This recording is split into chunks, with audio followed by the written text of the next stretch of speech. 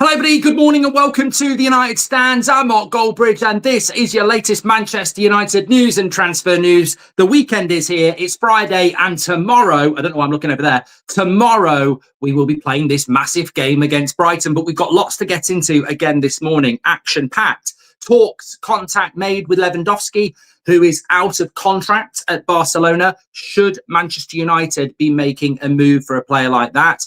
Also, some story about Harry Kane, which I think we can give some clarity to on that. Amorim's got a new midfield plan. Also, we'll be talking about potential exits, a couple of other bits as well, and some comments from Arne Slot around Manchester United, which I think are quite interesting as well, and a few other bits. But look, I just want to say it's half term next week. If you've got kids or you are a kid yourself, you might be off today because Seb has an inset day today. And I couldn't say I could be any prouder this morning than going downstairs to get myself a cup of coffee and seeing him in front of the TV watching the David Beckham documentary on Netflix. He's only 8 and he's watching a Beckham documentary. That to me is pride. Learning all about free kicks, goals from the halfway line, the 99 season, the red card. He was getting really mad about that. Look, it's great. It's great. And also it's Wayne Rooney's 40th today. So a day of legends, I believe. But let's start off with this let me start off by saying that there is a live poll. If you're watching live, good morning. Let us know where you're watching from. We have a live poll this morning basically saying, would you take Lewandowski at Manchester United next summer? Now, he's out of contract. He's spoken openly about wanting to continue to play at the top level. Barcelona have been very open about wanting to move him on or not renewing his contract. So he is a free agent this summer. He will be 38 next August. 76% of you wouldn't go anywhere near Lewandowski. This is the story coming in this morning, and it's coming in from Sport in Spain. They're saying Manchester United are one of the clubs that have inquired and reached out to Lewandowski and his entourage to discuss a possible move ahead of the expiry of his contract in Spain next summer. The striker's deal at Barca expires in the summer. The report claims that Amorim is a strong admirer of the Polish forward, and the ideal mentor to Benjamin Sesko has potentially been identified. That last sentence sort of adds a little bit of something to it, really, because I think that, look, when we're talking about the 3 elite strikers in world football at the moment, we're talking Harry Kane, which we're going to talk about in a moment, and his potential move to Man United next summer. We're talking Erling Haaland, and we're talking, in my belief, probably Mbappe now. But Lewandowski would be somebody over the last decade that would consistently be in the top 3 strikers in the world. You know, leave Messi and Ronaldo alone; they are GOAT status players. So I think Lewandowski, without doubt, is one of the greatest strikers we've seen in the modern day. But I agree with Mian. The ship has sailed. We've done this before. We've done it with Ronaldo. We've done it with Zlatan. We did it with Cavani, and it didn't actually work out that well. Differing levels of success, all quality, iconic players. But I mean, I loved Cavani. I didn't like the deal, but I ended up loving it. But I was right. He was always injured. Zlatan was brilliant for 8 months. Then he got a bad injury and that was it. He didn't even complete the first season. And Ronaldo came back and we know how that ended, even though he did quite well. So we don't have a great record of going for these iconic players at the end of their careers. So for me, it's a no. I actually do see the validity of the story. I actually do see the purpose of United's links. He's going to be free in the summer and he wants to keep playing. And a player of that quality, and look, let's play devil's advocate here. I don't think I can dismiss this as nonsense. I mean, it's been rumoured for a few weeks now. Amorim obviously values experience. I mean, look at what he's about to do with Harry Maguire. Harry Maguire is not going to get any better. Harry Maguire will never be as good as he was. But he's going to get slower. He's going to get more injury prone. So we're keeping Harry Maguire for the stories he can tell and the experiences he's had. It's the same with Lewandowski, and maybe Amorim looks at it and goes, he is a guy I want in my dressing room. Look at what he's done at Dortmund, Bayern, Barcelona, Poland. He is a guy I want at this football club for the next year or two, who I think would add so much to this squad. It's whether the club would back him. if I was the CEO or I was the director of football, I would say, Ruben, there is no doubt that Lewandowski is a fantastic player, but this is the Premier League. It is the most intense and quick league in the world. You want us to bring a 38-year-old in to mentor Sesko, and yet he will be demanding probably 200-300 grand a week because he's out of contract, and he will have offers from the MLS and the Saudi League and maybe other clubs as well that might want him to start. So you're basically going to ask him to come to Man United, be a backup striker in the most intense league in the world, and do it for cheap. Won't happen. And that's it. It won't happen for that reason. So whether Amorim wants him or not, Man United won't do that deal. And I don't think Lewandowski will do it either, because there's no way he's starting for Man United at 38 in this league when he's never played in it. And there's no way United are going to write a weekly check of 250 grand a week above for a player who's 38 either. So it won't happen, but I can see, well, never say never, but for me, it would be illogical for those reasons. As for Harry Kane, a few people talking about Harry Kane this morning, and I don't really understand why. I know Ben Jacobs said on the show yesterday that there's no real talks with Harry Kane at the moment. There is this release clause at the end of the season, which I think is about £50 million. And Harry Kane is of a mindset to come back to England and break the Premier League goal scoring record. I mean, is it that deep? Is it really that deep? He'd won nothing at Spurs and he would have broken the goal scoring record. I don't know, but look, Harry Kane is rumoured to be on, and I'm not even going to be accurate on this. I'm just going to throw a dart at the dartboard and get a rough score. He's on between 300 and 400 grand a week at Bayern. His release clause is £50 million, and I think he's 32 or 33. So again, you're going, Harry Kane for me is the best striker in the world at the moment, by the way. I'm not saying he wouldn't come back to the Premier League and score goals next season, but will he do it for the season after that and the season after that? And when you spend £50 million on a player and you give them 350 grand a week, you need at least 3 years out of them. And that's where it becomes a little bit like, you know, and also your team has to work for Harry Kane. And what makes me laugh about people that say Harry Kane at Man United is that the system probably doesn't suit Harry Kane in the sense that he would want to drop, and we've got 2 number 10s. So you'd end up with 3 number 10s. Who's going to be the wide players to run past him? Harry Kane works really well in systems like Spurs, where you've got 2 wide players running past him like Son, or for Bayern, where you've got 2 wide players like Diaz and Elise running past him, and Gnabry behind him. And for England now, with Saka and Rashford and people like Morgan Rogers, you put him in a Man United side and people are just going for the same stupid mistake we've made for years.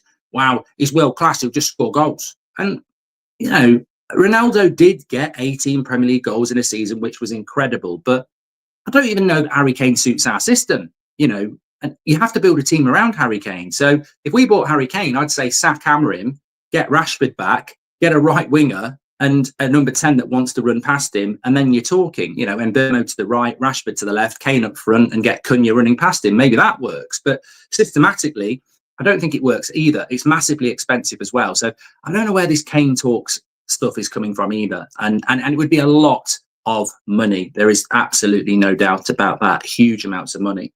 But what I would say is, and we sort of touched on it last night, is that it's becoming very clear that we are looking for a more experienced striker to come in, and we do need one. It was the Manchester Evening News who reported that Xerxes too slow to be a number 9.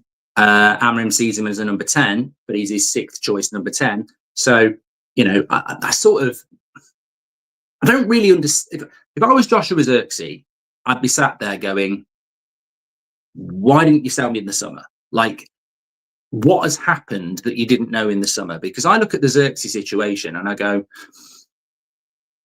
if he's not a striker, and I don't think he is, and he's a number 10 and we play with 2 number 10s, let's keep him. Good idea. Yeah. But if you've got Cunha and Mbeumo, Ahmad, Mount, Bruno, why keep him? Why did we keep Xerxes? Why did we keep a 6th choice number 10 when we sold our 2nd choice striker? And the balance of the squad coming into this season in that area doesn't make sense to me.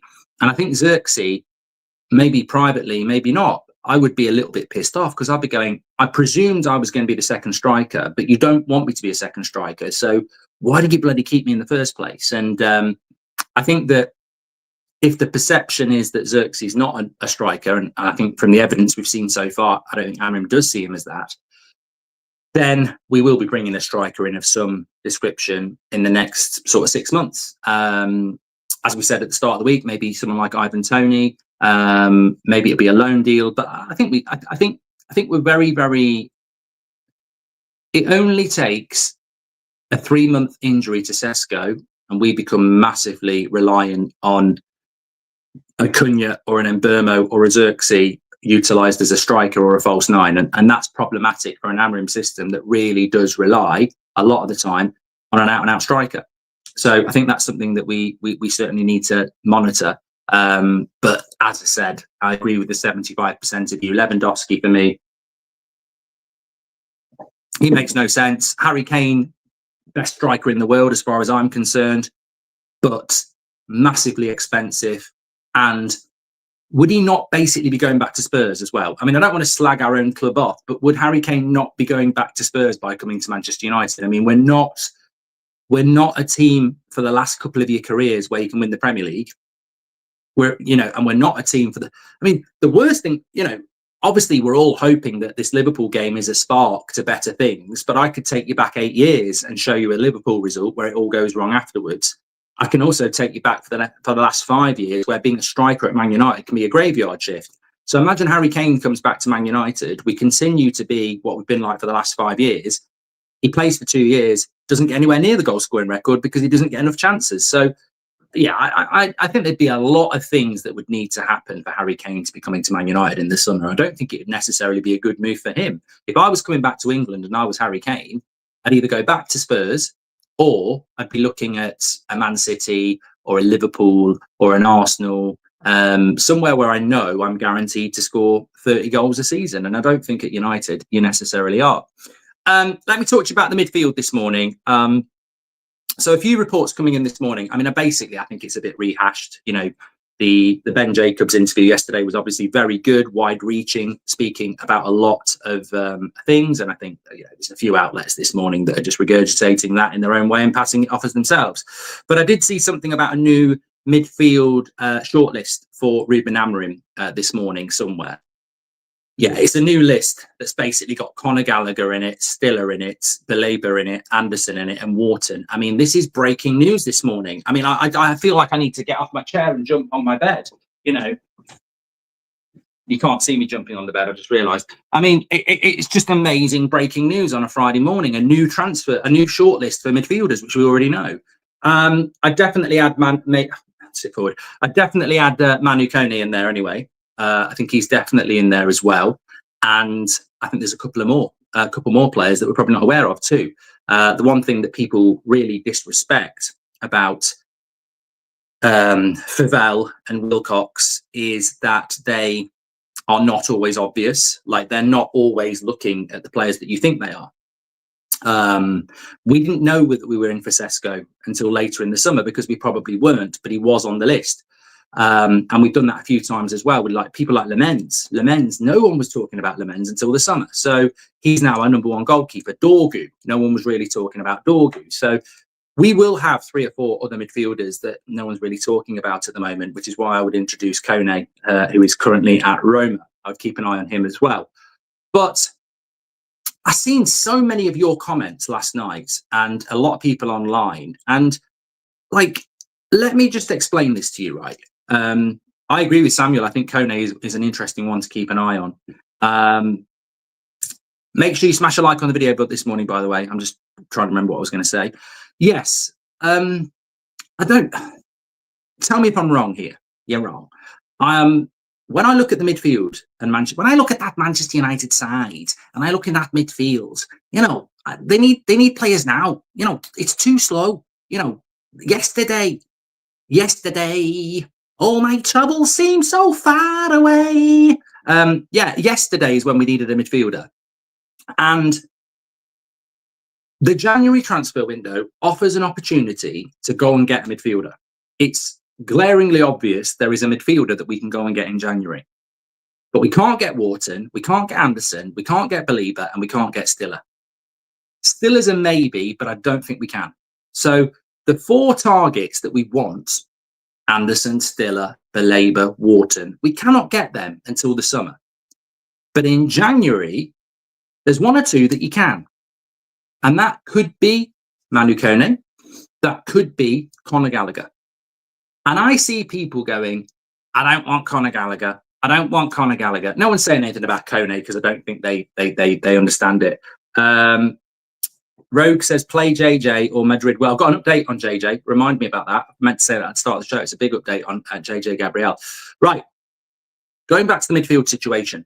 All the big players that we want, we can't get till the summer. So are you telling me you're happy? And I'll call you out on this, even though I'm talking to something that doesn't exist. It might be relevant to people who are watching.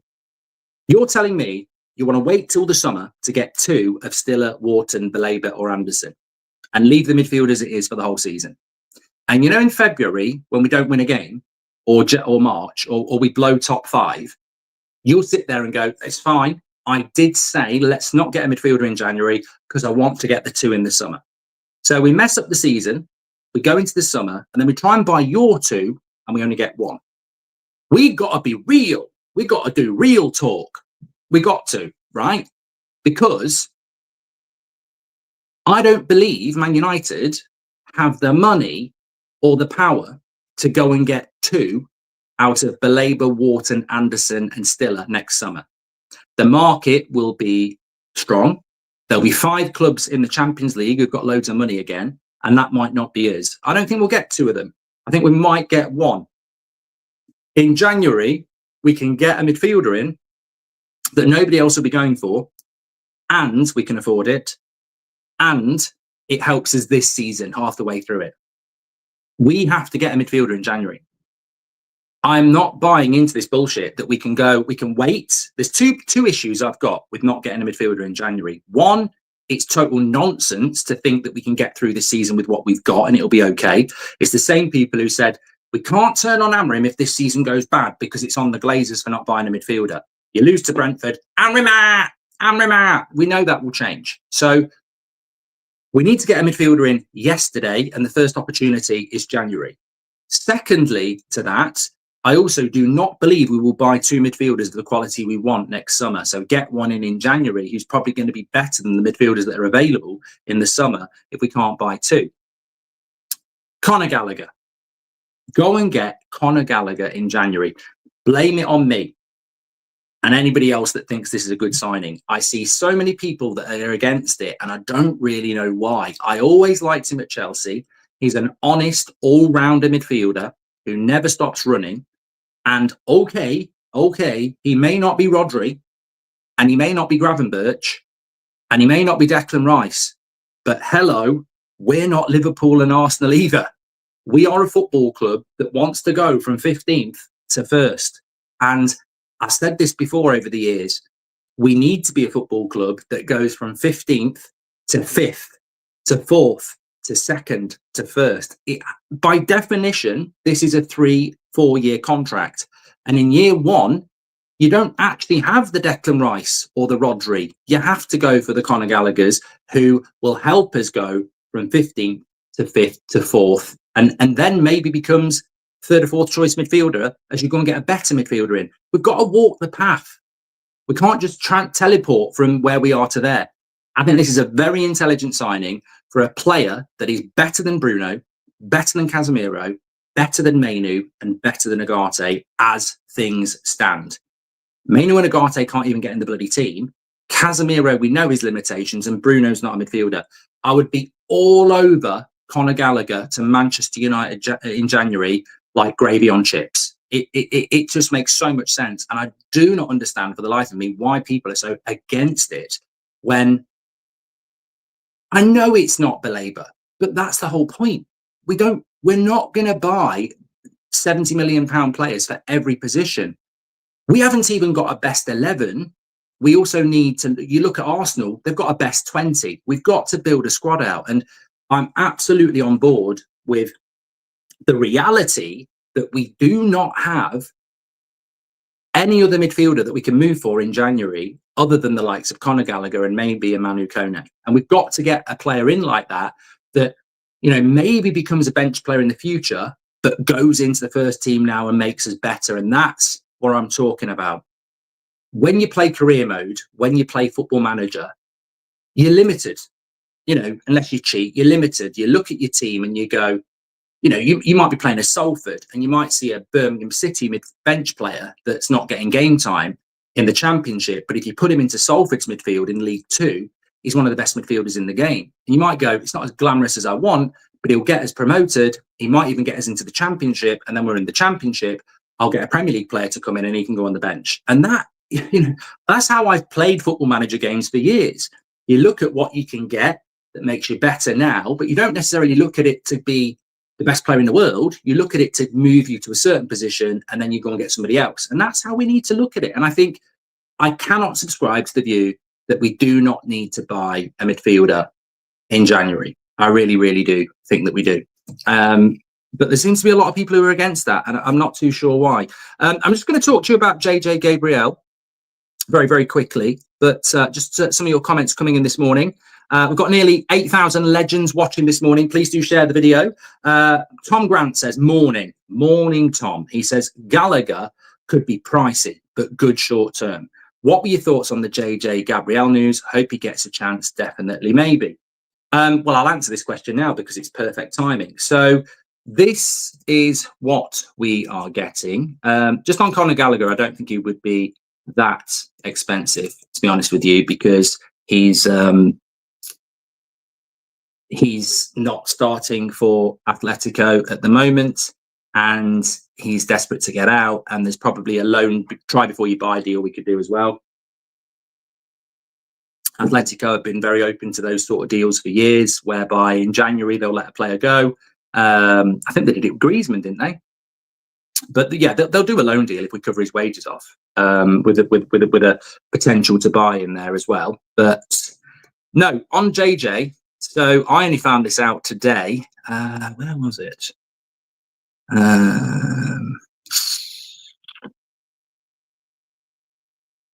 Yeah, here we go.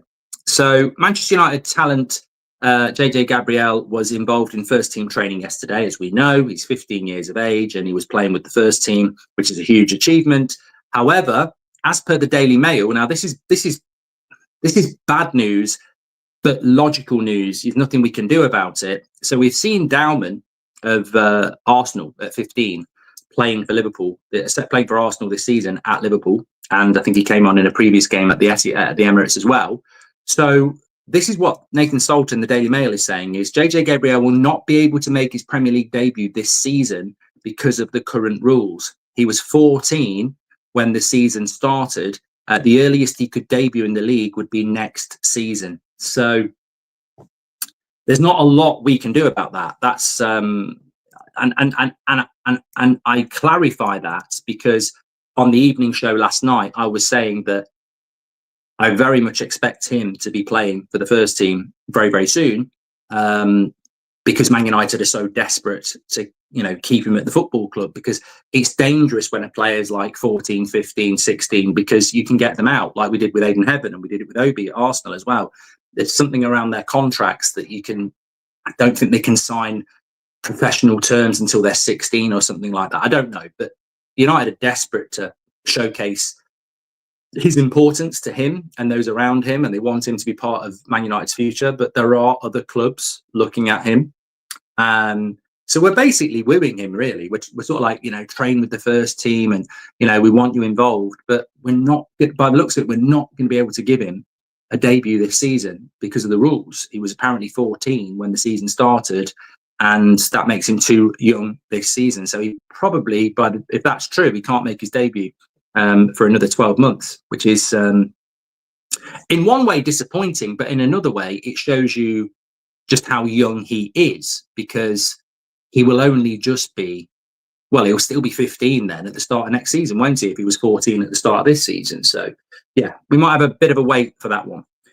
Seth says Gallagher's perfect for the Prem. He's Premier League proven. He's got an engine. The only issue I see is whether his proven experience is enough for Amorim to start him ahead of Casemiro. I think he's a better player than Casemiro.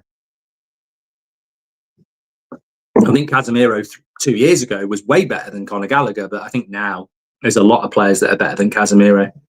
Casemiro still has moments. His aerial ability is good. His passing is good, but there's glaring obvious problems in his fitness and his suitability and speed for the Premier League. What would you think if we sold Bruno and had a midfielder of Stiller and Mainu with a new left wing back and striker? Is that good enough? Says D. So Bruno goes, Stiller comes in. No, I mean, you still need two, because you'd be left with Stiller, Mainu, Agate, Casemiro. That's still not good enough for me. We need two. Why is Mbermo posting Josh Da Silva, says MUFC? If we don't get two centre midfielders before a striker, I am done, says Keel. Happy birthday to my legend Rooney and me, says DK. Well, happy birthday to the legend of the chat, DK, but also to Wayne Rooney, I'm going to talk about in a minute. Emily Derry says Lewandowski is probably close on profile to Sesko, but he's very expensive short-term option. He would also demand to start every week. And yeah, if we're not in Europe next season, then how would he play? Pay as you play, why not? Sesko could earn a lot. I mean, I think we're talking about Lewandowski there, aren't we, DLE? Look, pay as you play is fine if Lewandowski is desperate to come to Man United on a pay as you play deal, but he won't play and he won't earn much money. Whereas in the MLS and the Saudi League, they'll be desperate to get hold of him. Big Z, welcome to the Members Club. Thank you very much. We need a young, prolific striker like Haaland, says Daniel Winstanley. And Manchester United is not a retirement home, says Rajat. You know what? It is Friday. And if you're part of the Bundesliga crew on That's Football, every Friday night on That's Football, we have live Bundesliga match action, literally the match. And it's Union Berlin again tonight. If you're talking about a striker, and there's quite a few, I mean, Lamala at Cologne looks like he's the next Wayne Rooney. 2 goals in 2 weeks. Absolutely incredible. But Ilias Ansah at Union Berlin, he's 20. He's an absolute beast. You know, I don't know how tall he is, but he's a hell of a unit and he's got amazing feet. I would be stunned if someone like Favel is not looking at the Bundesliga this season. I mean, I'm looking at it, and I'm sure a lot of you are looking at it. And the Premier League was definitely looking at it last year when you think about Ekitike, Voltemeda, Wirtz, Frimpong. There's been so many coming in this season. And, you know, we've already spoken about Stiller, but there are some interesting young players there's some interesting young midfielders as well. Union Berlin, I forget the name of his name, the midfielder there. Very, very good. But yeah, Ilias Ansah is an interesting player as well. My point is, there's probably a striker like that in France. There's probably a striker like that in Italy. There's probably a striker like that in Spain. I'm sure there is. My point is, you don't need to go to Lewandowski at 38. There is the next Lewandowski who is, you know, potentially Sesko. So I would be looking at other players. Certainly, I think it's an interesting market, and I think that there are players that we could bring in. I said it last night. For me, I don't want an experienced player for Sesko. I would rather go with, you know, someone like an Ansah or somebody who is playing first team football in a top 5 European league and doing well, who is under 23. I would go for at United. In some ways, people might say, well, what about Rasmus? And I don't mean what about Rasmus in relation to let's bring him back from Napoli. I mean, like in relation to why did we let him go in the first place? But, you know, I think that in hindsight is probably the right move for everybody. But I don't think we need an experienced striker because as was said there by Emily, there will be a demand to play games, and there's no guarantee that we're going to be in Europe next season. In fact, when it comes to Europe for Man United next season, I think the margin is so fine between top 5 Champions League and then 6th or 7th Europa League. I mean, I would expect us to be in the Europa League, but it's not a guarantee, is it? Just just a little thing from Romano as well. If there's any future sale, United will receive 50% of the transfer fee of Mason Greenwood. And clubs were prepared to pay big money last summer, but Marseille refused to sell. So yeah, look, United potentially next summer already could be earning 50 million quid from Greenwood and Rashford as well. So and the Rasmus money. So there's money coming in next summer with, even if we don't sell Bruno. I think it's 50% of the profit as well, because Marseille did pay 25 for Greenwood. So if they got 70, you take the 25 off, which is 45, and then you halve that. So we could get another 25 out of the Greenwood deal. 25 for Rashford and 40 for Rasmus, but obviously about 30 of that would be gone on the fact that he's only in year 3 with us. So yeah, we should make about 50, 60 million quid the next summer, just if things continue as they are. I wanted to bring this comment in. Is it sour grapes? Yes. Is it relevant? Yes. Do we care? Well, you can tell me. Arne Slot, talking ahead of his game against Brentford, said that in the last 4 or 5 games we've played, we were not able to press the opponent how we like to. For example, Manchester United, the ball wasn't on the ground, it was in the air. Well, look, I'm old enough to remember Sir Alex Ferguson. And as much as people say, oh, cry me a river and sour grapes, you're absolutely correct to say that. Sir Alex Ferguson would be the same. Winners hate losing. And I always knew it was Sir Alex. And you can tell with Arne Slot, this is somebody that's rattled by losing to Manchester United and is trying to justify it by saying, well, look, we're trying to play football. They're hitting the ball long. We won, hold the L, end of conversation. Apart from, there is part of me that does agree to a certain extent that the Premier League has become very direct. I was never a big fan of Pep Guardiola's pass. But I wouldn't say I'm a massive fan of long throws into the box and long balls either.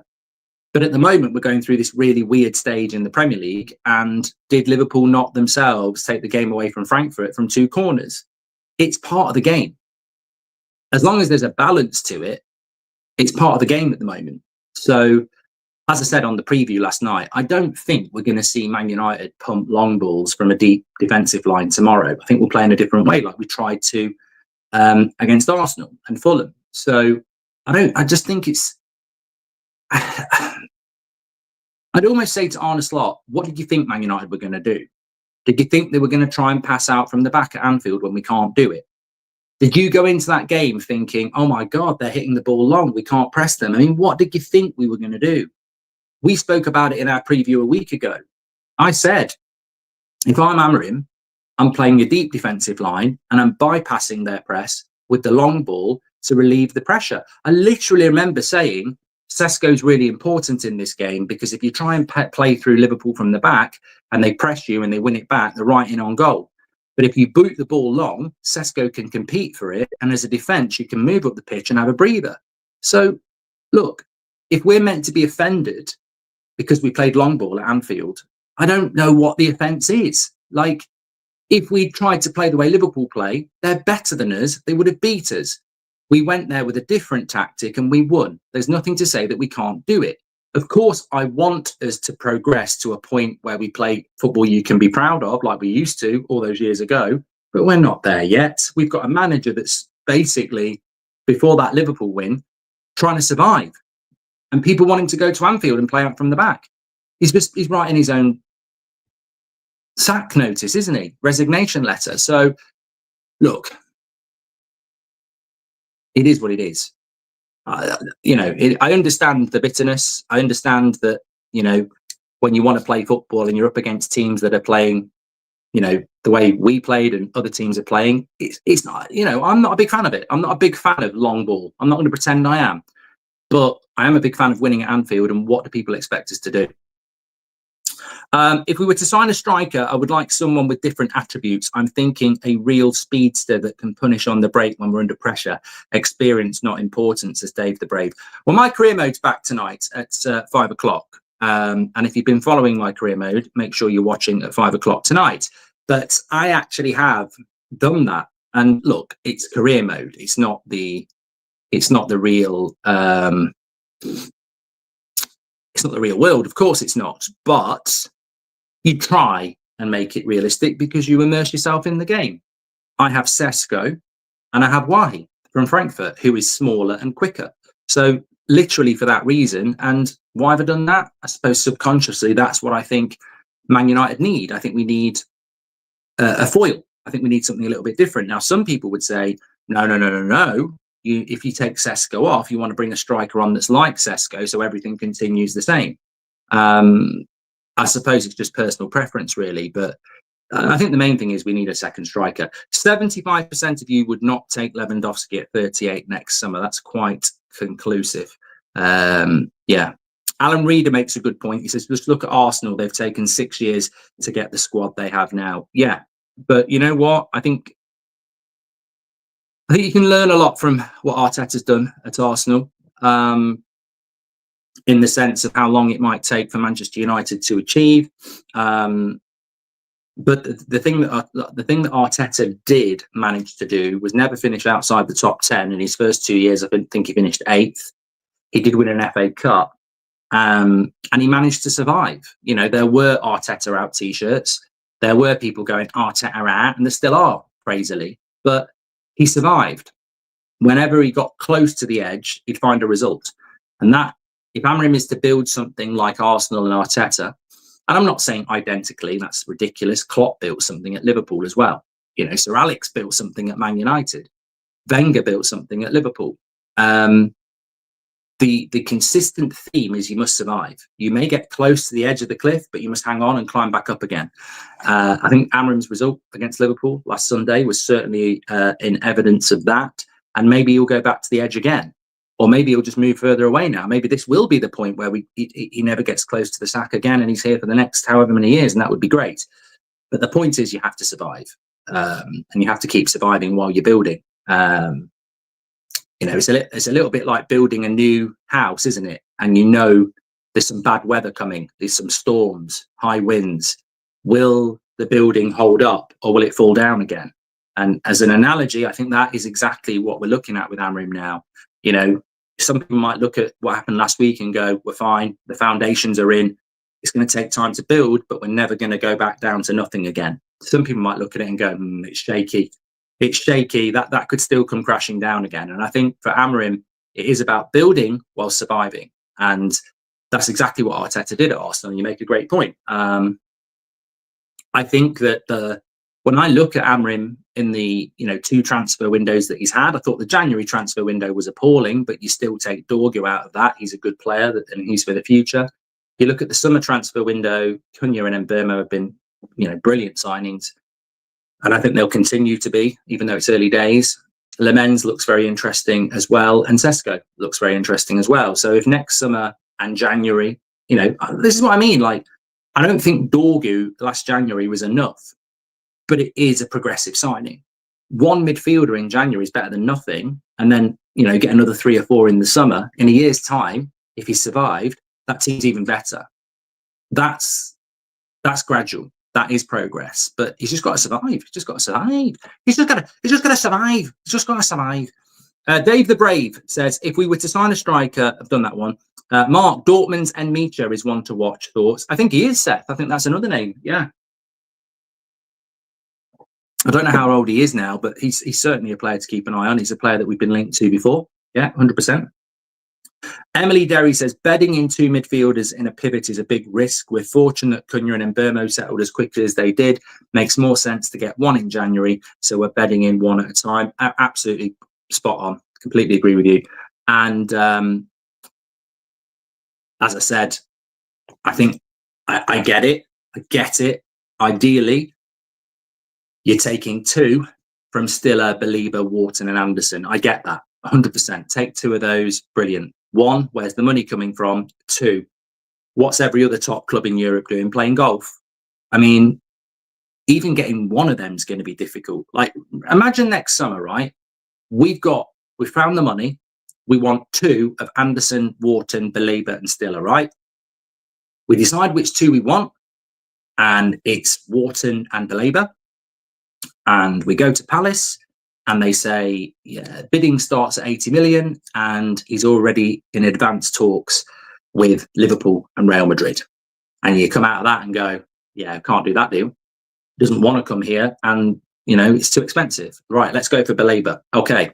Belieber is already in advanced talks with Chelsea and PSG, and we're starting the bidding at 85 million. Yeah, we can't get him. Elliot Anderson's already gone back to Newcastle, and that leaves us with Stiller. We need 2. Well, Stiller's talking to Bayern as well. Fuck. And that could happen. That could easily happen. Those 4 players could go to other clubs really quickly in the summer. So I can't sit here and go, let's not do a deal in January, because, there won't be many clubs looking for a midfielder in January. We won't be able to get one of the star players, but we won't get 2 of them anyway. We might not even get 1. So for me, it's an absolute no-brainer, and it's realistic as well. Roscoe says, hi, Mark. I've been watching you since 2019. I love how you stick to your opinions, even when odds stacked against you. Love from South Africa. Mate, you got to back yourself until you're proven wrong. But no, I mean, I think that's the whole point of this community, isn't it? It's the opinions and debate which makes it what it is. And,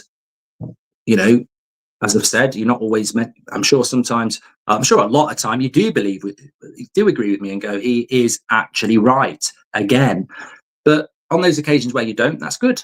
It's not about agreeing. It's about having your own opinion, isn't it? A little quote coming out from Ahmad here. There's a lot of interviews from Man United this week. It's almost like they've been waiting for a week where we win a game, because I've never seen so many Man United player interviews. But probably a good idea. It would not have been an idea to do it after Brentford. He says, the player must be ready to play in any position. I'm just here to give my best in every match. Hey, I'm a big fan of Ahmad. Don't understand last week why he only got 7 out of 10. I thought he was our best player on the pitch, but he just got subbed off a bit early because of the yellow card. Maybe somebody in the chat can tell me what it is about Ahmad that makes him, not that popular. Not as popular as I think he should be. But let's be real here. I'm a big fan of Ahmad. I thought he was brilliant last week, but I think he's been crap this season. I think, honestly, this season, he hasn't been very good. So, if he's giving his best every game, it needs to be what he did against Liverpool. Whatever he did against Liverpool, the preparation, the motivation, the way he played, the mentality, he needs to bring that. If he's talking about giving his best every game, that's not good enough. What we need is what he did against Liverpool, because that is Ahmad. I don't think we've seen the best of Ahmad this season for whatever reason. And it probably could be as simple as, being utilised in a position he doesn't know. And I think that takes a little bit of time.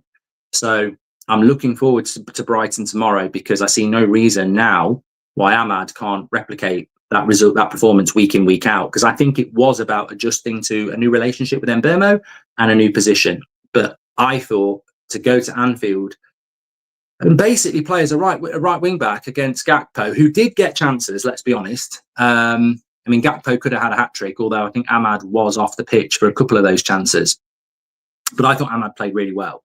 And I do think it is strange how I do detect in the fan base a little bit of uncertainty around him. And I don't know why, but I'm hoping he can really kick on from here. And I agree with Trigger. I think he's adjusting to the system. And that's why he had a slow start to the season. John says his defending was on point. If Ahmad focuses on assisting, he'll be great for us, because a lot of our players want to shoot instead of create, unfortunately. Yeah, I've said that before about Ahmad. If there's one area of his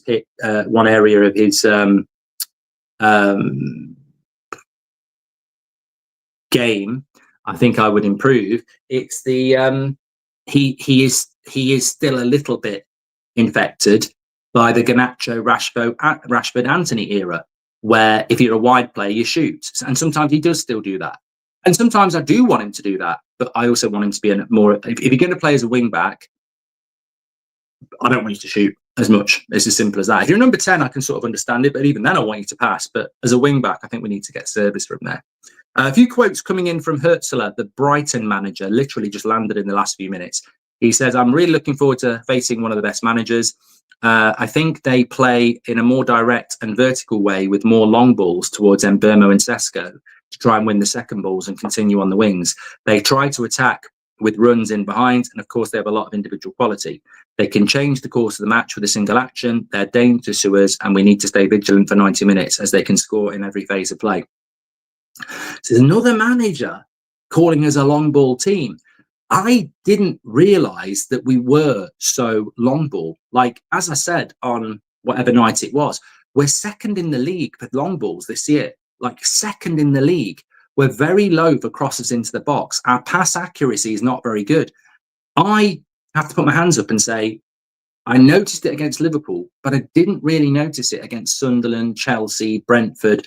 I didn't notice it, but obviously it wasn't just a one-off. And a lot of managers out there and a lot of the stats back up the fact that we are very direct this season and we are looking to hit long balls. And obviously, that does play into the hands of a certain midfielder in Bruno Fernandes who loves the Hollywood ball. And look, maybe that's what we're going to see this season, because I think if you get rid of Bruno in that midfield, that stops. I personally want to see Bruno playing a 10-yard ground pass into the feet of Cunha or Mbeumo. I don't really want to see long balls, but, you know, in this survival era, maybe we're just simplifying with the tools that we've got and playing to the strengths of what we've got. So that's something to keep an eye on tomorrow. And I think Hürzeler's right. It's difficult. You know, it's difficult to be a possession team, as Liverpool saw, and be progressive against a team that when they get the ball, they go bang, and they try and exploit the spaces quickly. In many ways, it's a little bit like the way Ollie used to play. You know, you defend, and you counter quickly with pace, and you rely on those moments from people like Rashford and Bruno and Greenwood and Martial, who we had back in those days. Maybe it's a short-term plan because he hasn't got the players to play that he wants to play. Yeah. Do you think it's a bit of mind games from Tune on Tour? Do you think he's trying to play mind games? Yeah. And I don't blame him for doing that. You know, you drop that out there that United are a long ball team, and then we play tomorrow and we're a long ball team, and potentially that's what it's all about a little bit. Yeah, I don't know. Anyway, thanks everyone for watching. We've got Amorim's press conference at 1:30. Get ready for that. Join us live for that. We've got our 8 o'clock show as well. And I've got Bundesliga on That's Football tonight as well. And we've done Premier League predictions on That's Football as well. Great show this morning. Thanks everyone for watching. Stay safe. The weekend is here and we can't wait for Brighton tomorrow. Take care. I'll speak to you in a bit.